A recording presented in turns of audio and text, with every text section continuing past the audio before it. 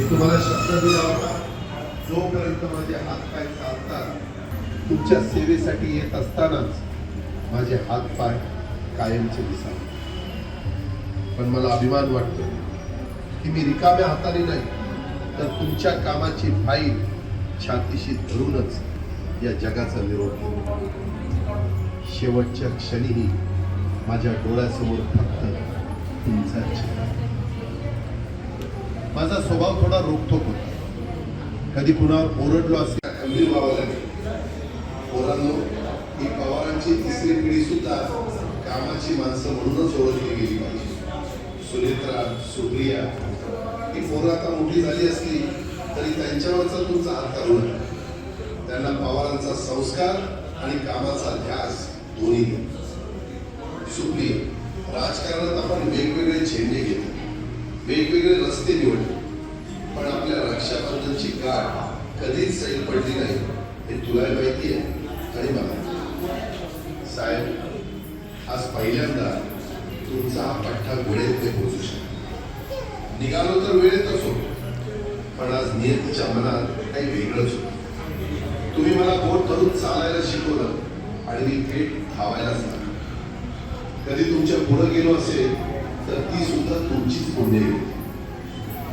सुप्रिया, आता साहेबांना सांभाळण्याची आणि त्यांची काळजी घेण्याची जय सांभाळा स्वतः. साहेब, निरोप घेतो. दादाची ड्युटी संपली. बेट्यानो, इतक्या लवकर मी काय जात नसतो तुम्हाला सोडून. हा, मला मी अजित पवार म्हणतो. नियतीचा खेळ खरंच आज माझा हा प्रवास मी नेहमी म्हणायचो, राजकारण आपल्या जागी आहे, पण का बनायचं. लोकांनी मला कामाचा माणूस म्हटलं. साहेब, निरोप घेतो. दादाची ड्युटी संपली. सुनेत्रा, आज अर्ध्या वाटेवर हात सुटली. तू संसाराचा गाडा खंबीरपणे ओढला म्हणून मी बाहेर लोकांसाठी जाऊ शकतो.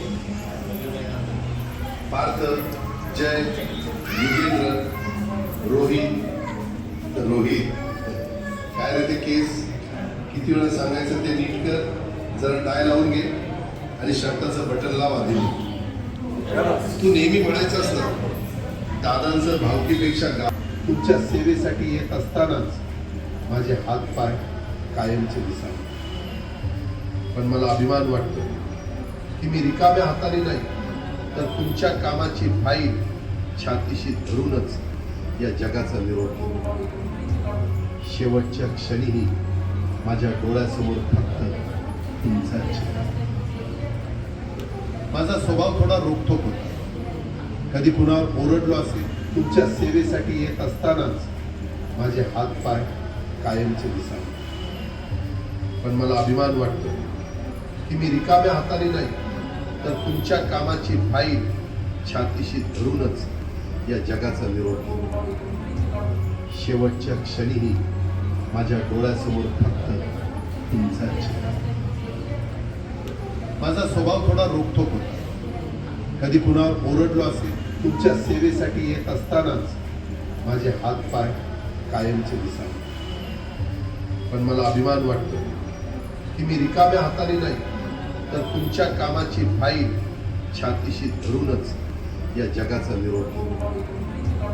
शेवटच्या क्षणीही माझ्या डोळ्यासमोर फक्त तुमचा चेहरा. माझा स्वभाव थोडा रोखठोक होता. कधी कुणावर ओरडलो असेल. तुमच्या सेवेसाठी येत असतानाच माझे हात पाय कायमचे दिसावे.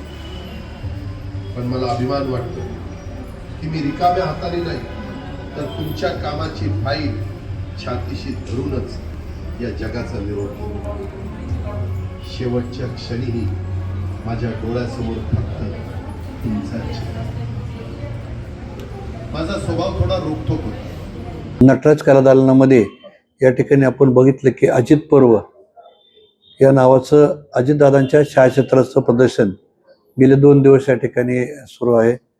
याच्यामध्ये हे जे वास्तू आहे हीच मुळे अजितदादांनी निर्माण केलेली आहे. कलादालन हा त्यांचा कन्सेप्ट होता आणि मग या कलादालनामध्ये हे जे प्रदर्शन आहे छायाचित्राचं, याच्यामध्ये निवडकच छायाचित्र आहेत. 170 छायाचित्र आहेत, ज्याच्यामध्ये दादांचे आपण विविध भावमुद्रा म्हणजे क्लोजअपच्या माध्यमातून आणि काही फॅमिली फोटोग्राफ्स. कारण अजितदादांचे जे फोटो आहेत किंवा काम करतानाचे साधारणपणे लोक व्हिडिओज किंवा फोटो पाहतात, त्याच्यामध्ये एक साधारणपणे असं दिसतं की एक कणखर, त्याच्यानंतर कायम चेहऱ्यावर कामाचा ताण, नंतर थकलेला चेहरा, अशा विषयामध्ये. परंतु अजितदादांच्या आणखीनही एक वेगळं रूप, मनामागचं मन वेगळं होतं, ज्याच्यामध्ये आपण बघितलं की अनेक छायाचित्राच्या माध्यमातून ते या ठिकाणी प्रतीत होत आहे. कारण कौटुंबिक काही प्रसंग असू द्यात, घरातले असू द्यात, किंवा थोडं फोटो सेशन करून किंवा वेगळ्या मूडमध्ये काढलेले फोटो असू द्यात, त्या भावमुद्रा दादांच्या बारामतीकरांच्या समोर याव्यात. कारण गेल्या आज बघितलं की आपण 10 ते 12 दिवस झाले आणि बारामतीकर त्या धक्क्यातून अजून सावरायला तयार नाही आणि अंतिम दर्शन दादांचं कुणाला झालं नाही. या फोटोच्या प्रदर्शनाच्या माध्यमातून परत एकदा दादांचं दर्शन आणि ही जी प्रतिमा या ठिकाणी स्थापन केली ते बारामतीकराला होतंय आणि बारामतीकर आपल्या भावना या प्रदर्शनामध्ये येऊन व्यक्त करतायत आणि आपल्या डोळ्याने पाहतायत. हीच याच्या मागची भावना आहे.